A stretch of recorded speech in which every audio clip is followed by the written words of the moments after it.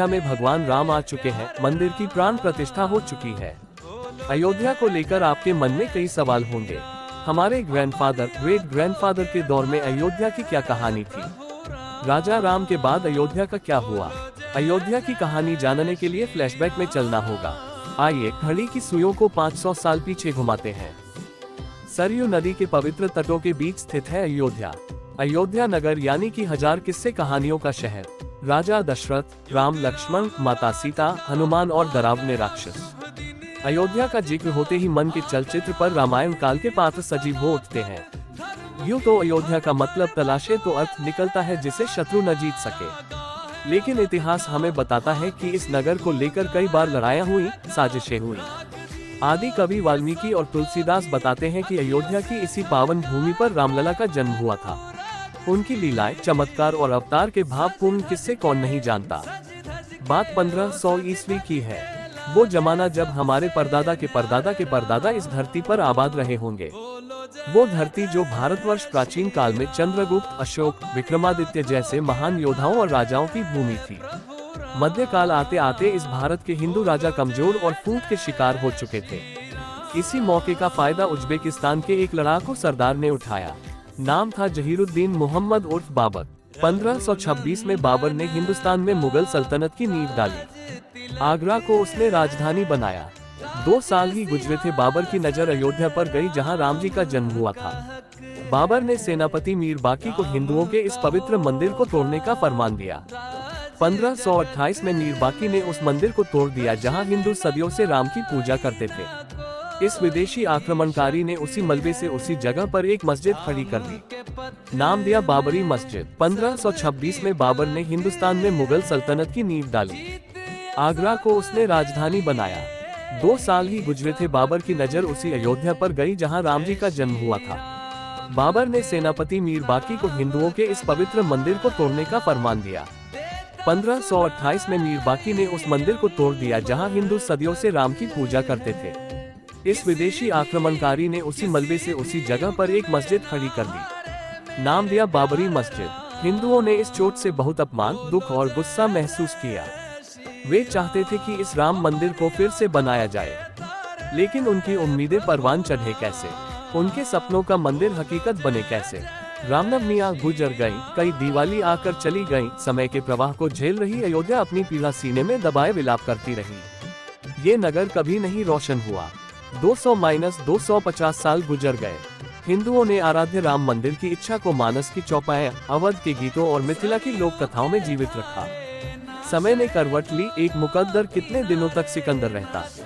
1857 आते आते मुगलों का सूरज डूब चुका था।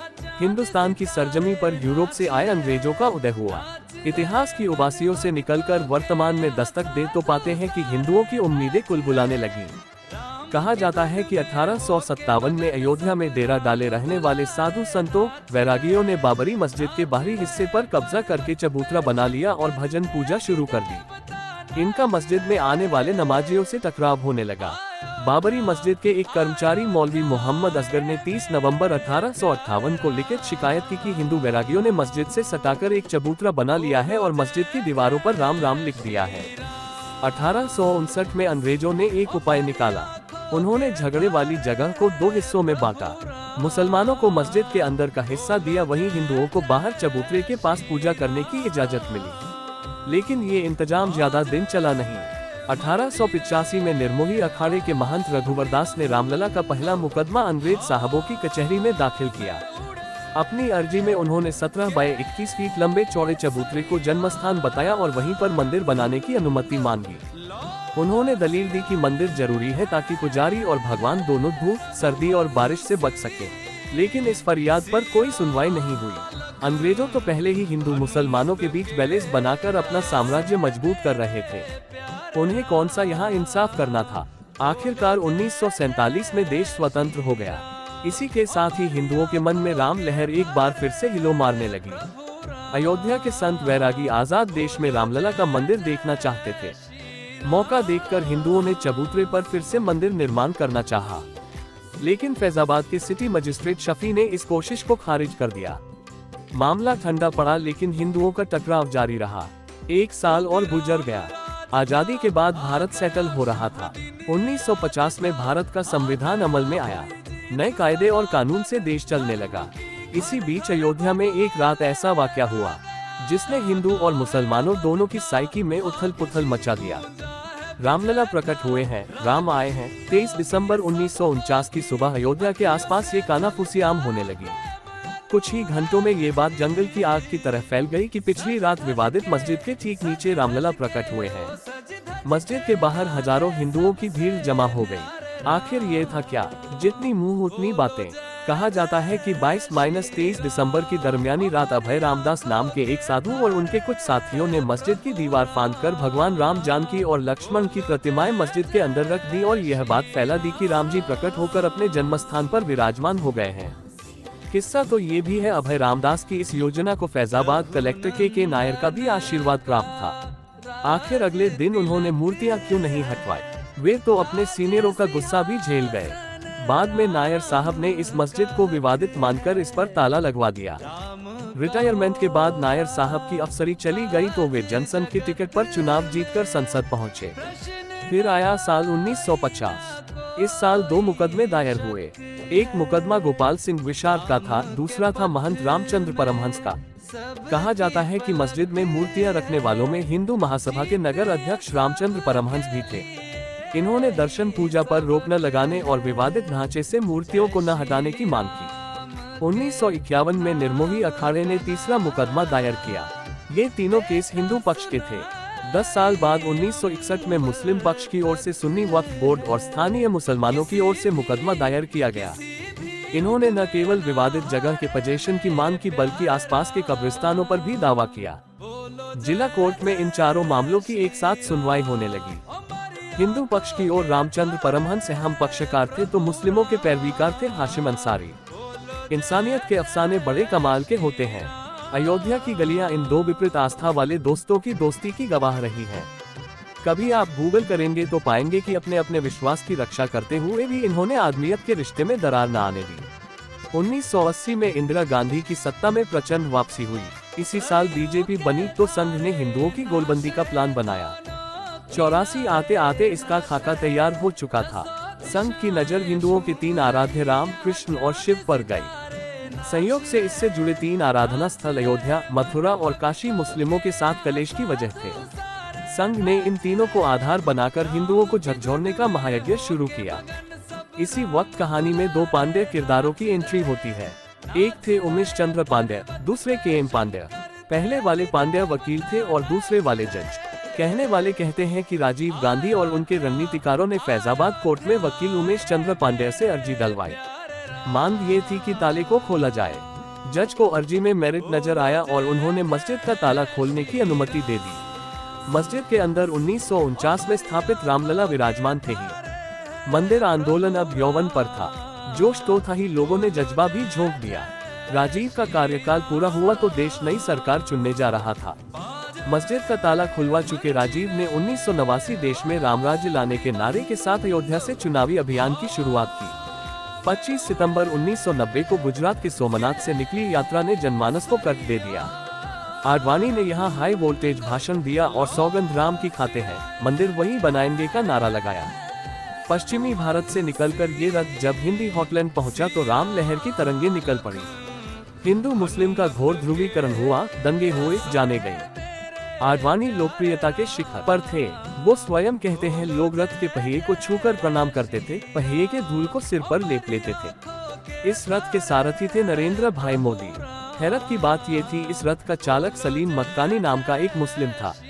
इधर आडवाणी की पुकार पर तमाम पाबंदियों के बावजूद लाखों कारसेवक 30 अक्टूबर को अयोध्या पहुंच चुके थे। सीएम मुलायम सिंह की तैयारियां नाकाफी रहीं। यूपी में 2 लाख कारसेवक गिरफ्तार किए गए, जेलें भर गईं। अटल बिहारी वाजपेयी ने 30 अक्टूबर को सुबह 9:44 पर मंदिर निर्माण शुरू करने का ऐलान किया था। पुलिस को चकमा देने के लिए अशोक सिंघल वेश बदलकर अयोध्या पहुंचे थे। 30 अक्टूबर को अयोध्या में घमासान हुआ, कार सेवा की गई, विवादित गुंबदों पर झंडा लगा दिया, तोड़फोड़ हुई, अर्धसैनिक बलों को गोली चलानी पड़ी। गुंबद पर झंडा फहराते 2 कारसेवक जान दे गए, 3 ने नींव खोदते हुए प्राण त्याग दिए। कारसेवक गर्जना कर रहे थे, रामलला हम आए हैं, मंदिर यहीं बनाएंगे। आखिरकार प्रशासन ने गोली चलवाई। गोलियां सरयू नदी के पुल पर मौजूद कार सेवकों पर भी चली। यहाँ 20 कार सेवक मारे गए। तफ्तीश इस आंकड़े को ज्यादा भी बताती है। अखबारों ने सुर्खियां लगाई, कार सेवकों के खून से लाल हो गई सरयू। इस घटना से मुलायम सिंह को हिंदुओं की तीखी आलोचना झेलनी पड़ी। उन्हें मुल्ला मुलायम कहा जाने लगा। अगले चुनाव में उनकी करारी हार हुई। बीजेपी के कल्याण सिंह यूपी के नए सीएम बने। 1991 चुनाव के दौरान राजीव गांधी की हत्या हो गई। कांग्रेस के पीवी नरसिम्हा राव देश के नए प्रधानमंत्री बने। मंदिर जैसे आस्था के मुद्दे पर देश में कटुता का माहौल बना रहा। दिसंबर 1992 में फिर से कार सेवा का ऐलान किया गया। सीएम कल्याण सिंह ने सुप्रीम कोर्ट में हलफनामा दिया कि उनकी सरकार मस्जिद को कोई नुकसान नहीं होने देगी। लेकिन 6 दिसंबर 1992 को वीएचपी, बजरंग दल और शिवसेना समेत दूसरे हिंदू संगठनों के लाखों कार्यकर्ताओं ने विवादित ढांचे को गिरा दिया और मस्जिद की एक ईंट उखाड़कर मलबे पर अस्थायी मंदिर बना दिया। इस दौरान लाल कृष्ण आडवाणी, मुरली मनोहर जोशी आसपास ही मौजूद रहे। वहीं दूसरी ओर विनय कटियार, उमा भारती, साध्वी रितंबरा कार सेवकों का जोश बढ़ा रही थी। ये मंजर भारत के सामाजिक राजनीतिक माहौल का अद्भुत दृश्य था, जहां शौर्य और शर्म एक साथ दिखे। कार सेवकों ने सबसे पहले विवादित ढांचे की बाहरी और भीतरी दीवार गिराए। 2:45 बजे ढांचे का दाहिना गुंबद जमीन पर गिरा। 1 घंटा और गुजरा तो बायां गुंबद भी धराशायी। शाम 4:40 पर बीच का गुंबद भी तोड़ दिया गया। कल्याण सिंह ने इस घटना के तुरंत बाद अपने पद से इस्तीफा दे दिया। कहा जाता है कि पीएम नरसिम्हा राव दिल्ली में इस दौरान पूजा पर बैठे थे। वहीं कल्याण सिंह ने माना था कि उन्होंने ढांचे की सुरक्षा के लिए वादा तो किया था, लेकिन एक और भी निर्देश दिया था कि कार सेवकों पर गोली नहीं चलेगी। क्या बाबरी मस्जिद टूटने का उन्हें कोई अफसोस था? इसके जवाब में उन्होंने 2 टूक कहा था, ढांचा नहीं बचा, कोई गम नहीं इस बात का। और ढांचे के टूटने का न मुझे कोई खेद है, न पश्चाताप है और न ही प्रायश्चित। No regret, no repentance, no sorrow, no grief. खैर, बाबरी मस्जिद टूटने के बाद देश में अभूतपूर्व उन्माद का दौर देखने को मिला। मुंबई, दिल्ली, भोपाल समेत कई शहरों में दंगे हुए। अयोध्या भी नफरत की आग में झुलसी। आडवाणी, जोशी, उमा भारती समेत दिग्गज नेता अरेस्ट किए गए। हिंसा में सैकड़ों मौतें हुई। देश की हवा एकदम से भारी और बोझिल हो गई। जनवरी 1993 में केंद्र ने कानून बनाकर विवादित परिसर और आसपास की लगभग 67 एकड़ जमीन को अधिग्रहित कर लिया। हाईकोर्ट में मुकदमे की सुनवाई होने लगी। हाईकोर्ट ने मालिकाना हक तय करने के लिए 2003 में पुरातत्व विभाग से बाबरी मस्जिद और राम चबूतरे के नीचे खुदाई करवाई। इसकी रिपोर्ट में कहा गया कि इसके नीचे 10वीं सदी के मंदिरों के सबूत मिले हैं। आखिरकार 2010 में वो मौका आया जब इलाहाबाद हाई कोर्ट ने इस मामले में पहला फैसला दिया। कोर्ट ने ये जमीन मामले के 3 पक्षकारों के बीच बांट दी। तीनों जजों ने परिस्थितिजन्य साक्ष्यों के आधार पर यह माना कि रामलला का जन्म वहां हुआ होगा जहां मस्जिद की बीच वाली गुंबद है। फैसले में यह जमीन रामलला विराजमान को दी गई। नजदीक की राम चबूतरा और सीता रसोई की जमीन निर्मोही अखाड़ा को दी गई, जबकि बाकी बची 1/3 जमीन सुन्नी वक्फ बोर्ड को दी गई। लेकिन अदालत का ये फैसला तीनों ही पक्षकारों को नामंजूर था। मई 2011 में सुप्रीम कोर्ट ने इस फैसले पर रोक लगा दी। जान ले कि अयोध्या में मूल विवादित जमीन मात्र 1480 स्क्वायर यार्ड की थी। ये वो जमीन थी जिस पर 6 दिसंबर 1992 से पहले बाबरी मस्जिद बनी थी। हिंदुओं का मानना है कि यही भगवान राम पैदा हुए थे। अगर कुल विवादित जमीन की बात करें तो 2.77 एकड़ है, जिसमें पूरा परिसर शामिल है। वैसे इस विवाद का फैसला आने से पहले सरकार ने यहां कुल 67 एकड़ जमीन का अधिग्रहण किया था। 2014 में नरेंद्र मोदी की सरकार आई तो राम मंदिर फिर सुर्खियों में आया। जितना प्रचंड बीजेपी का बहुमत था, उतनी ही प्रबल जनता की उम्मीदें। विपक्षी बीजेपी पर तंज कस रहे थे, मंदिर वही बनाएंगे लेकिन तारीख नहीं बताएंगे।